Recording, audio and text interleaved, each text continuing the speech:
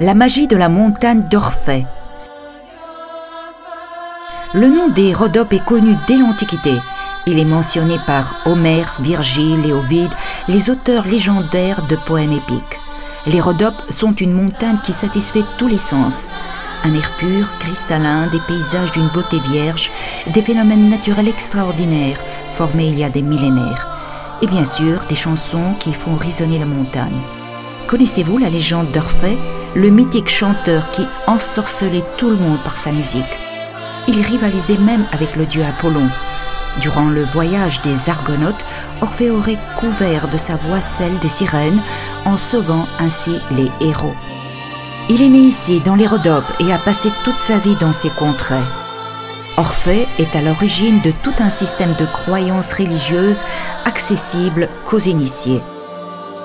Les Rhodopes sont riches en monuments datant d'époques historiques différentes. Parmi leurs monuments uniques figurent Tatoul et Perpéricon. À 200 mètres de Tatoul, petit village des Rhodopes, a été découvert un extraordinaire monument mégalithique. Il se compose d'un ancien sanctuaire païen et de fortifications datant du Moyen-Âge. Au sommet du rocher, en direction allant de l'est à l'ouest, dans le rocher massif, a été creusé un tombeau en forme de pyramide tronquée. Du côté sud du rocher a été creusé un autre tombeau formant une niche hémisphérique.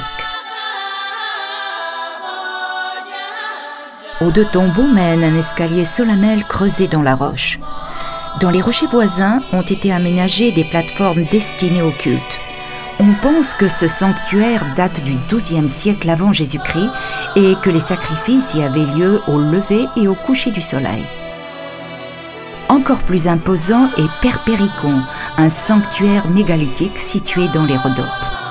Le puits sans mur d'enceinte, l'acropole en énormes blocs de pierre et le palais creusé dans la roche, le labyrinthe de petites rues, les logements et les temples datent du néolithique. Selon la légende, c'était le sanctuaire du dieu Dionysos. Ici auraient été faites des prédictions d'une importance cruciale pour l'humanité. Et bien sûr, c'est dans ces rochers qu'on place le tombeau d'Orphée. Tout en rivalisant, Perpéricon et Tatoul ont été considérés comme des lieux sacrés depuis les temps anciens jusqu'à nos jours. Et le chant d'Orphée est celui de tous les Rhodopes.